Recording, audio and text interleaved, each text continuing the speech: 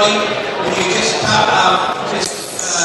give that person beside you a little bit of nudge and tell them to just be quiet for a second. I would like to just welcome to the stage the gentleman that's made this all possible this afternoon, and judging by its early success, we hope to make it an annual event. Ladies and gentlemen, please welcome to the stage the CEO, Mr. Scott Dixon. Thanks very much, from our point, thank you very, very much for coming. Thank you to Gussie, to Fletch, Jimmy Graham's not here, Peter Roadville began today, everybody who supported. We're trying to raise 30,000, I think we're at about 15 when we start, so we put it in the context, I guess $270 you've paid to go, it's $60 each. We should get the 30 grand, so make things out of today, have some fun and spend some money. Thank you very much. And everybody, as Scott mentioned, we do have some wonderful ways to raise that money today. By the way, this is the best memorability you've ever seen in your life. When I get a bit more time, I'm going to tell you more about that. Ladies and gentlemen, our guests have been good enough to give their time this afternoon absolutely free of charge, so I don't want to keep you waiting. One of them is a New South Wales State of Origin legend. He is a premiership winner with the Sydney Roosters. He finished his career off with a stint in the UK Super League, where he also had outstanding success. And now, of course, he works on Fox League and the SEN Radio Network. Ladies and gentlemen, my very good friend, Brian Fletcher. Come on, Fletcher. Sit down there, mate. Nice to see you all, mate. We normally do a lot of these functions together, Fletcher and I. Hours upon hours in the car, travelling together from town. Bloody Cowra and the other guy in Canberra. Bankstown. Yeah, and I guess lots of So many tolls. I didn't know. Yeah, talk to me about that. It was like 20 bucks for tolls. Yeah. Sisters, see the audience now. What do you I was on the golf course back. I remember parking and staying 9 miles off me. Right, that's kind of it. Well, nothing to say. Unless we all got them out. This is like the sea. Probably is. Mate, you've got a lot of, you've got the tolls to worry about in the night. You've got a lot of quality problems today. A lot of first world problems, some might say. I'm fine. Anything going on at your workplace that you want to tell us about? How's Paul Kemp? Just asking out of interest.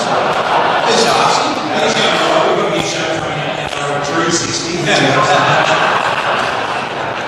From Henry Handel. No, he's good about my Kenty. You're pretty cold. I love Kenty. It's still off, usually the rain and we're right, he'll be back. He'll be back. He might be on the footy show. Is that right? Oh, is that right? Freddie. Oh, nice. So you think he's going to come back to TV? I'm not too sure. I don't know what's going on. I don't know if he's charged or... Well, it's interesting, Fletcher, that you say you think he might come back, and then you mention the opposition. So you tell us that he's done with your organisation. I'm privy to this call. I'm a good friend of Lachlan Murdoch's. I don't know. Mate, right. You can't explore all the courts. Yeah, that's all here. Now, I'm only got the UK train. Let's talk about a few things. Fletcher's got some great stories about his playing days at rugby league. Of course, the Roosters have had such success. But from 1975 till 2002, they didn't win a premiership. But you were part of that 2002 side. Can you talk us through that whole occasion with Freddie Fittler, your good friend Luke Wilkinson, and some of the more powerful identities in our game? So it was my last week at Shorts 2002 and made the grand final. And it was a Friday, we were on a run, we won 10 in a row. That was Sydney's first year, Ricky Shue's first year of coaching. And he was only a young fella. He was 34, we look back on that. So we're pretty close to the team. Ricky's quite superstitious, so we won 10 in the grand final. And the 10th game during Friday, which was going down the club at the hotel. And we had a few years on the Friday before the Sunday game, and that done 30. Anyway, it was the Friday before the grand final, one of the Warriors, and this was before called the Bullman. So So the tenant had a monopoly on it, so the odds used to be in the telly. I was going south for the following year, so I've been at a Chills for nearly 10 years, and I was going to so to speak. So the boys going through back and back, and I was quite relaxed. I said, "What's your plan? 28 on your last price score." Well, that's pretty juicy odds. So some friends of mine put $1,000 on your last price score. One of our friends, one of my teammates. So we, there's not anything integrity commission, is there? Or is there any policemen? No controls? It's just actually limitations. Apparently I'm looking into it. Anyway. Crow from the college passed away now. But he was like a legit SP. So for those younger generation, SP was illegal. I had $1,000 in the front bar. I said, mate, can I have $1,000 on me last price score? And he laughed and he said, "There's no way in the world you're going to get this, so we won't get a ticket." So I sold the ticket worth $20. The Saturday, and the great fit one. This is the captain drum we call that on a Saturday, which is just a bit of a kicking nickel. And the great field said to me, "Off this, if you get extra rides, you'll move. Hopefully you can score a try and send you do a fairy tale ending to score in the grand final." So we practiced it once. Freddie was going to do all the work, as he always did, and we all reap the benefits. So we practiced it once. It was called Bear's Head. That was my nickname. That was the move. Freddie would come from one side, go to the other, big left foot step, hopefully the ball can drive. Fast forward into the game. It's now Sunday, it's 60 minutes. It's 100,000 people at Stadium in Australia. It was about, I think the score was about 16-10 or 18-10, so Warriors was still in with a shot. And Freddie got called the move. Now, we did the third week to get a quick play the ball for so that job was Lou Ricketson. You remember Lou Ricketson? Oh, sorry, he's married now. Do you know Lou Waterhouse? Do you remember Lou Waterhouse? Anyway, Lou's a good friend of mine. Good looking rooster. That was a post. So instead of getting a quick play the ball, he stops, he props, and he passes the ball to me. Anyway, it opens up like the Red Sea, and I stroll in, basically untouched. And all hell breaks loose, because 28 Green was going to kick. So we're all just going around, the bench get up, all the admin girls and everyone on the board, and the cheerleaders. There's two young ladies jump the fence. I don't know how many you do. Anyway, so we're walking back to halfway. And by now it's about 8 minutes to go to full time. And the great fiddler got us in a semicircle at halfway. We're watching the game back now on Monday. So it's where on Raps and Swerler and Gus over the commentary. And there was no audio, it was just a camera. So Freddie had like this at halfway, doing this. And Gus was commentating, Gus was going, "Look at great fiddler," just showing his leadership as a captain. I know exactly what he's saying. He's saying, "Give me the corners. Warriors are going to offload, they're going to offload, they're going to score 3 or 4 tries. The game's over." Well, ladies and gentlemen, I can exclusively reveal the great fiddler is going, "Do not score another fucking try."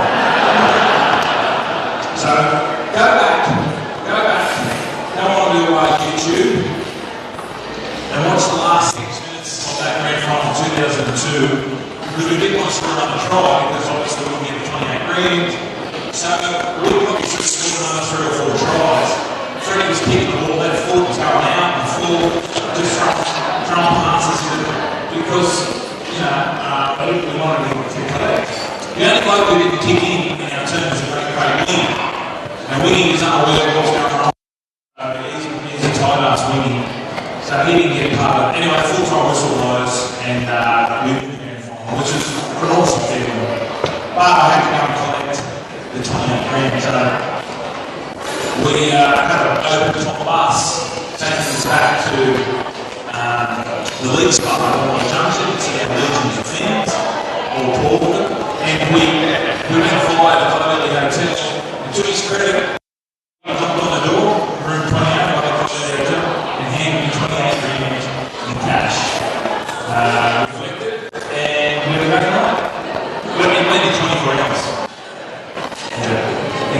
expensive back then. But that's all allegedly.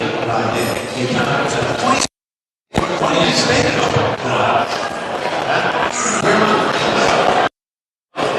Just friends, mine. And then, of course, Brian. Mercedes, Coca, Disney, charity. And then, of course, you see the light and you fulfill a lifetime ambition of coming over to play for Australia sporting money. And that's, but back then, Russell Crowe doesn't own South Sydney. But you meet Russell Crowe. I met Russell Crowe. I've told the story a couple of times. So apologies if you've heard it. Apologies if you haven't heard it, because it's pretty really true. So, after the success of 2002, I went to South Sydney for 3 years. And as Anthony alluded to, we knew Russell Crowe was a fan of the Bunnies, but certainly hadn't met him. Sometimes he's been on Tom Cruise and John Travolta. So, the Scientology book. And anyway, we weren't much top. So, it was around 9. We had one game. So, I've come from winning competition at the Chooks to really struggling over at South. And I got a phone call one day. And I've got to preface this story by saying at the same time where I live in Waverley Council, Waverley Council, we're doing a program for mentally challenged men. And my guy's name was Russell. My Russell had no frontal lobe, which meant he forgot what I was saying on the phone rings one day. And I said, hello, and I go, he goes, yeah, Fletch. I go, yeah. And he goes, Russell. I thought it was my Russell. And I said, oh, hey Russell, I think you're doing a job on the front lawn. You just left a few off cuts, but I'll see you in 6 weeks. And then he goes, no, Fletch and Russell. And I thought it was the front of the local thing, so I said, yeah, I know who it is. I don't need to see you for a while. I'll just them and the kids, and everything's good. Then he goes, no, Russell Crowe. I think I would. Because Woody used to bring out pretending.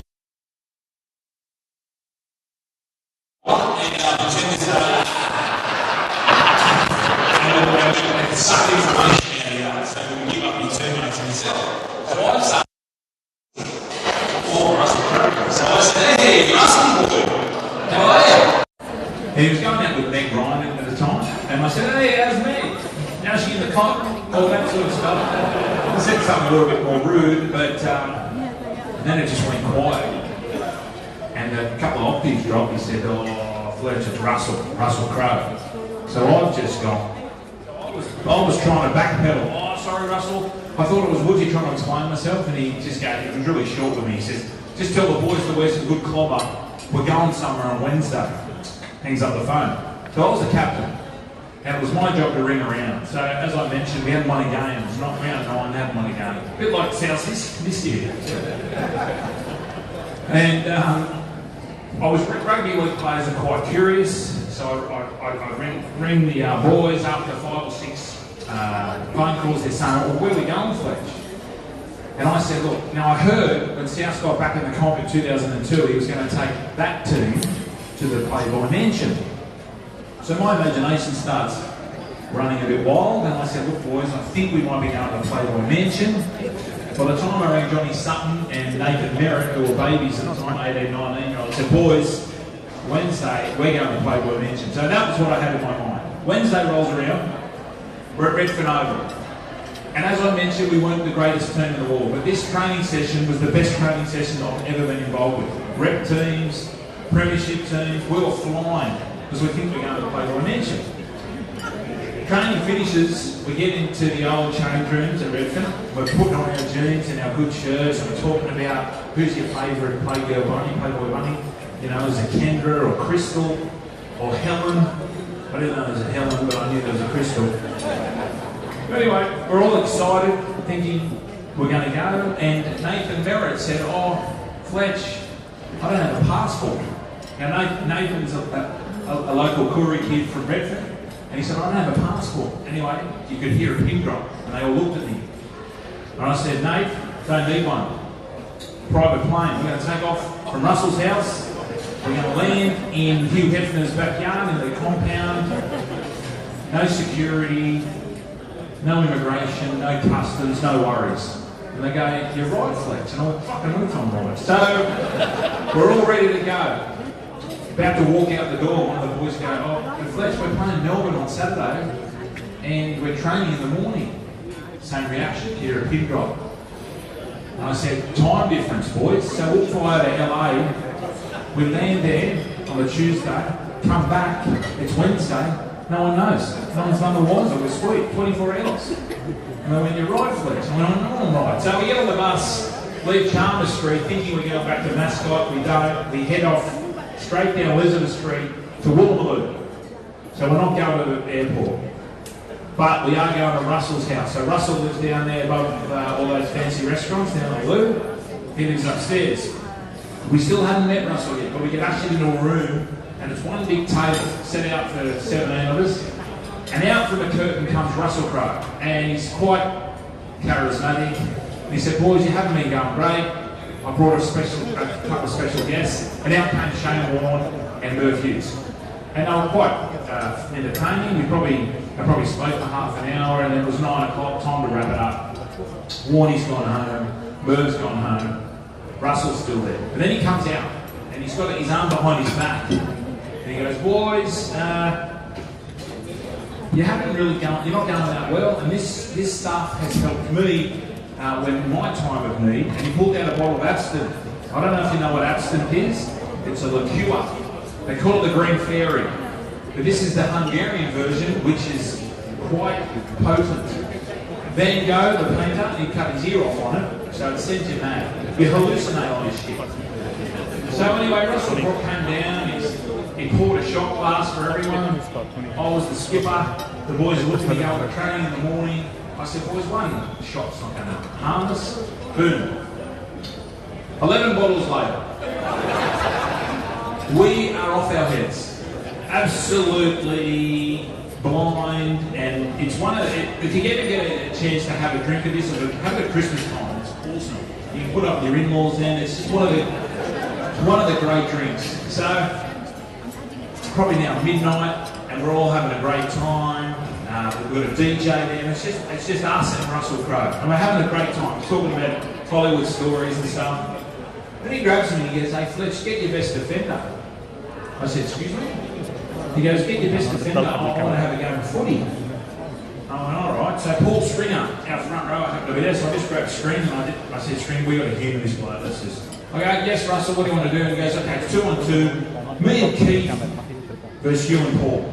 And I said, who's Keith? Was it Keith or Kevin? Yeah, I think it's Keith. Keith, that's his PA. So Russell's got a PA, he's about 5'2", he's from Canada. Tiny little fella. So it's me and Stringer front rower, we're playing Russell Crowe and Keith. Keith? Little Keithy from Canada. Keith. Yeah. So Keith runs upstairs, gets a footy, and now we're down. And all the boys are up there, not paying attention. And I said, right, String, let's just, we'll humour this bloke, we'll go for a beer. So Russell runs at me with the footy, and I tackle him how I have my whole career. And I miss him, and then he runs and dives. Yeah, that's fine. He dives on the carpet behind me, behind an imaginary set of posts. And I went, good on you, Russell, and I tried to go back to the bar. Anyway, take 2 steps, boom, shoulder charge. And I said, oh, it must be an accident. And then he stops in front of me and just gives it to me. He goes, you effing dog, you're a coward. Like screaming at me like you wouldn't believe it, guys. I'd never wanted to buy you. You were South Sydney's worst ever captain. In fact, you were South Sydney's worst ever buy. He was right. I think I just opened my face though. So then I was getting a little bit angry. And I don't know whether it was the absinthe that kicked in or what it was. And I said, right, Russ, let's do this again. So I sent him to the back of the wall. And by this stage, all the boys had heard Russell screaming at me. So Russell trotted back about 5 steps and I said, keep going, C word. Keep going. I pushed him all the way back to probably as far back as that wall. And I said, righto, let's go. So as he pushed off, he was filming Master and Commander. Remember that movie? He had the long ponytail. So he pushes off the wall. And you know, like when you see girls running, you know, like for Centennial Park, you see girls running and they've got the ponytail and it's quite hypnotic. You know that when you sit in the car, you know. got his pants on, the girls are running around, and so here comes Russell, and I'm just zeroing in on everything I learned about defence came to me like that. Get off your line, your first 3 yards, get him on your good shoulder, get the arc, get your footwork right. I knew he wasn't going to tip it on to Keith or Kevin or whatever his name was, he's too far back. So I sprint off the line, here comes Russell, I get underneath him and I hit him with everything I got. And I can hear the wind come out of him like this. And I pick him up and I'm driving him back. It seems like an eternity. And I'm just driving him back. And I'm thinking about all those bad things Father Tom did in year 5. And I thought, I'm just going to camp him. So I'm driving him back and all of a sudden, you know those bifold doors you have when you're at school, those classroom doors? I put him straight through it, like a gyprock door, straight through it. There's gyprock dust everywhere, there's aluminium studs, there's conduit, it looks like a semi-lethal weapon. And he's lying there, and the dust settles, and I've cut him, split him under the eye, so there's claret everywhere, there's blood everywhere. And I sort of come to and I'm going, shit, I've killed the gladiator here. So I sort of, it's, you know, when you have those sort of incidents, everything slows down. So it looks like I'm walking in slow motion and I hear, Russell! It's Keith. So Keith's trying to get to Russell before me. I think I've got to get to Russell, so I get rid of Keith. And I pick up Russell. By this stage, his hair's out into the ponytail, and he looks like Cousin Ed. He's got hair like that. And I just think to myself, well, how's this going to go? So I pick Russell up, and the boys are just looking at me, just going. So I said, Russell flicks his hair back. He's quite dramatic. Some say a wanker, I say dramatic. And he's got piercing blue eyes. Piercing. And I just think, oh, what's he going to say to me? So he flicks his hair back, and he's this far away from him. And we're just looking at each other for about 10 seconds, and then he just breaks into glory, glory to South Sydney. He goes, that's the South Sydney spirit. That's what I want to see on Saturday. Let's go. So we all have a big rumble and a big cuddle, and we end up going to the Sugarby, which is a nightclub up across. We finish there at 6 a.m. Thursday morning. We play Melbourne on the Saturday at the old football stadium.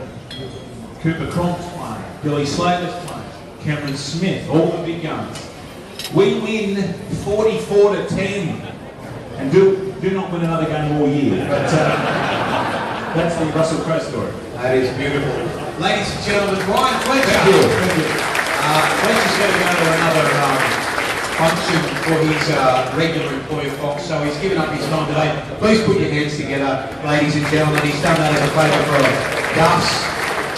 Well, while I've got your attention, obviously we are here to raise money for this wonderful cause, and we're looking for people to buy these auction items and pay overs wherever they can. This is one especially made for Brian. It's one of about 25. It's autographed by Brian Fletcher. It has a certificate of authenticity on the back. And while Brian is here, you might be able to quickly grab him on the way out the door for a photo. But who wants to start the bidding for me somewhere around about $450, and we'll see if we can go north from there. But if you want to contribute in a little way today, $450 to get us underway on the Brian Fletcher piece. Autographed by Brian, one of 25, certificate of authenticity on the back. We can always come back to it if you don't want to have a bid just yet, but if you do, now's your opportunity to start the bidding off for me at $450. Anybody interested in having a bid as yet? We can always come back to it. And yes, up the back, anybody? Yes, sir, $450. We've got a bid at $450. Thank you very much. Round of applause for that gentleman for getting us underway. $450. Can I get five? Can I get 500? Can I get $500? Just to keep us moving north. We've got plenty of items to get through though. First call at $450. Second call at $450. Sold to you there, sir, at the corner table for $450. Thank you very much. Ladies and gentlemen, while I've got your attention, the main reason we are here today, we are here for Gotcha for Life. A dear friend of mine, Gus Wallen, is the man behind Gotcha for Life. So rather than try and over-explain it all, let's get the man up here himself. He also has to be on the drive time radio at Triple M today, so let's get him up while we've got him here. Ladies and gentlemen, my beautiful friend, Gussie Wallen.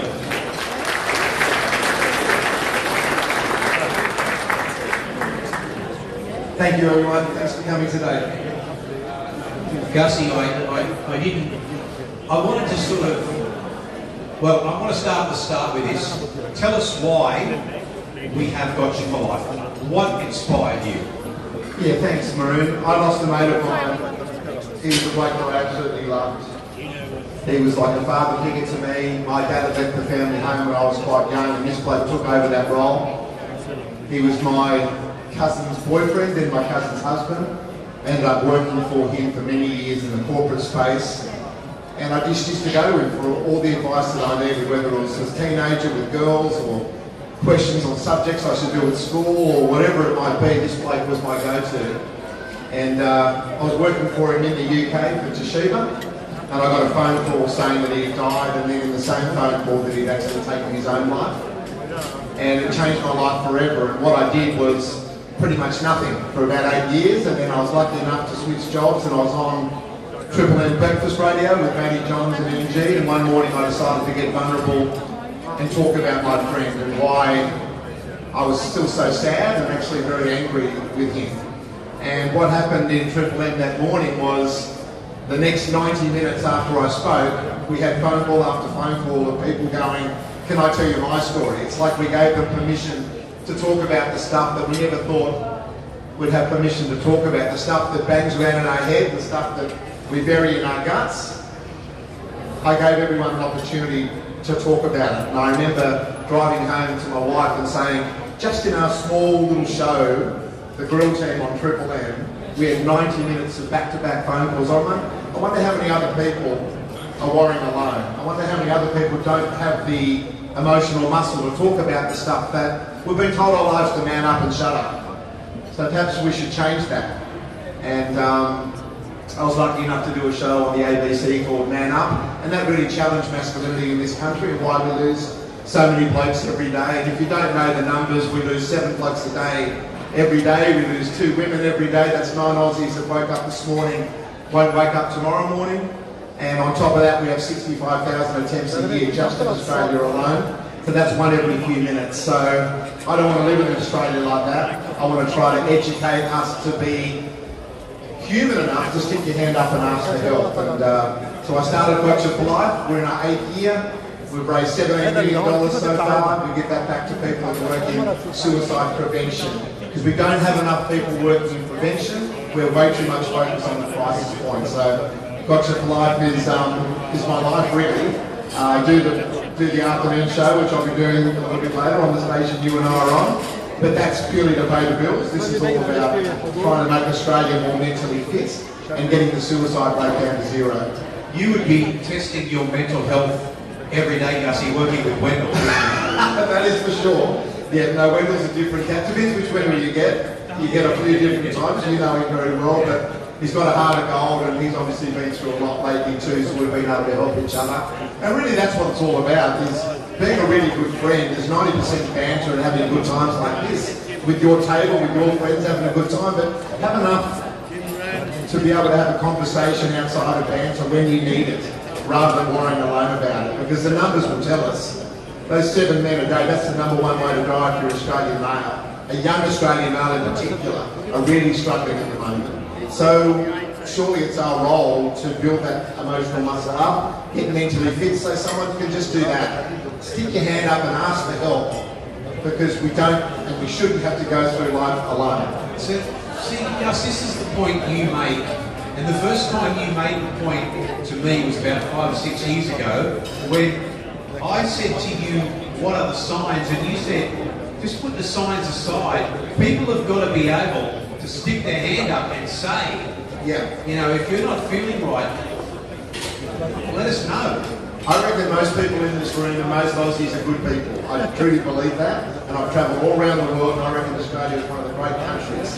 The thing is, we've still got this thing about not being able to be vulnerable with people that we care about. We prefer to hold on to that and deal with that ourselves, because we've been told our lives that's exactly what we should be doing. So I'm here to say those stats will tell us we need to change that. And if you find a group of mates that you can celebrate with, the good times, but also stick your hand up and say, hey, I'm going through some stuff and I need your help, that's a true friendship, you know, and that's what we should be talking about. People go, oh, people looking at my mates to see they're okay. Most blokes have got that mask on so tight, they make out that everything's awesome when it's not. My friend, he literally killed himself on the day that his third and final child finished their HSC. A day that should have been a celebration for his family and our community. Poor Henry ends up going to a funeral a week later and no one had a clue. And that happens all the time. And I go to way too many funerals to know that that's not true. So, what do we do about it? Learn to stick your hand up and ask for help, but that's a hard thing to do. We have to unlearn what we've been told, and now we have to relearn this new stuff. But if you just don't worry alone, if that's something that everyone leaves here with today, don't worry alone, stick your hand up and ask for help, then people can help you with the type of stuff that life throws at them, because we can't have these numbers. We can't have another 7 blokes tomorrow and another 2 women tomorrow taking their own life because they can't ask for help. And obviously, Gussie, you're the face of this wonderful foundation, Drugs for Life, but and I don't want to embarrass Kelly, but Kel's one of yours. Kel's a champion, yeah. And she's so passionate about it. There's so many people working with you that we don't see. They're working their asses off. Yeah. And here's a day to help a really good cause. Oh, it's awesome. When I walk in here and I walk into these sort of functions, it's like, oh, all those years ago when my wife and I first started talking about this, imagine where we're going to be. Like $17 million is not a small amount of money. We've done that over time, and that's mainly mums and dads, 5, 10, 20 bucks. There's only a couple of big corporates, no government funding at all. So from our point of view, it's awesome to have days like this, and of course, if you can help and support, fantastic. But if the only thing you do is actually go, I better check in with some people and make sure I don't take any relationship for granted. If you just do that, or if you're going through something yourself and you go, I'm not going to worry alone about it, that would be an absolute win for everyone today, because we shouldn't have to go through the good or the bad by ourselves. And another thing, Gussie, on a personal level, I mentioned to Gus about 7 years ago, but my life revolves around football, which is fantastic for a bloke who's probably the worst footballer that ever played in the Water of the Waratahs. But my whole life and business revolves around football. So come October, I can just sit on my backside of February, but I'm not a person that's not a good thing for me to just sit there and twiddle my thumbs.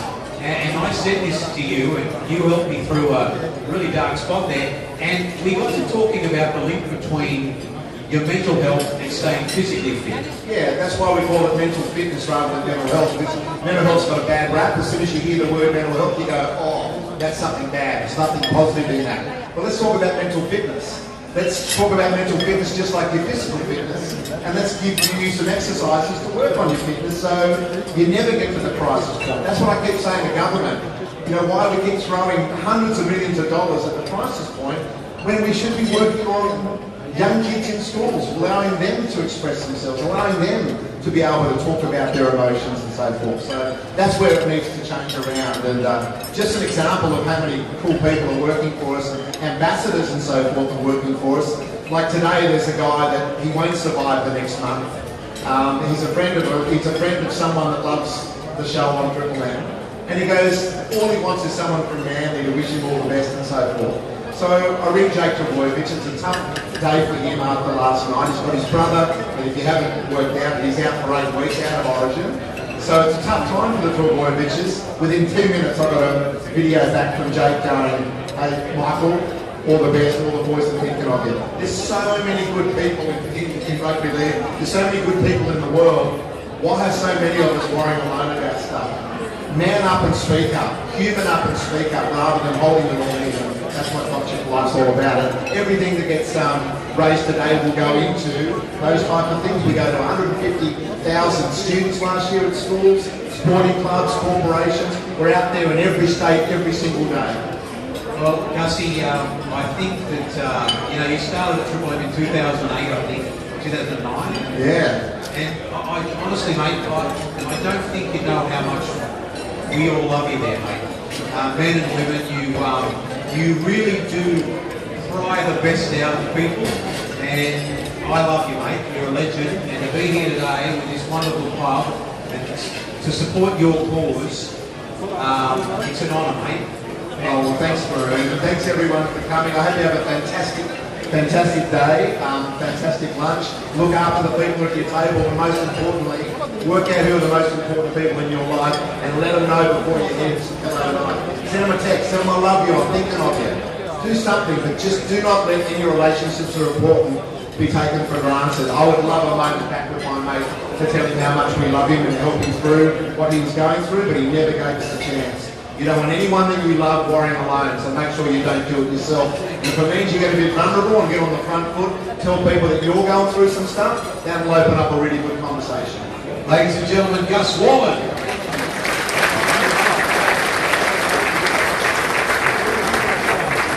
Now, ladies and gentlemen, you can donate via the QR code, and we're going to give you plenty of opportunity today to leave some money behind. Now, the raffle. I should have mentioned the raffle.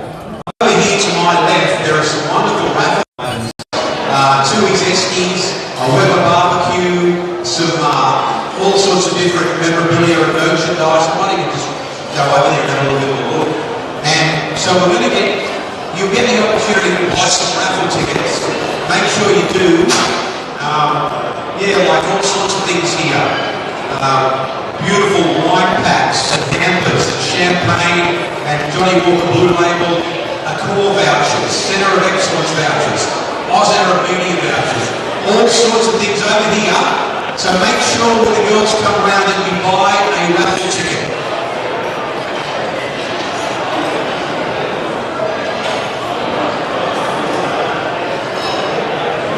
$5 a ticket or $50 a book.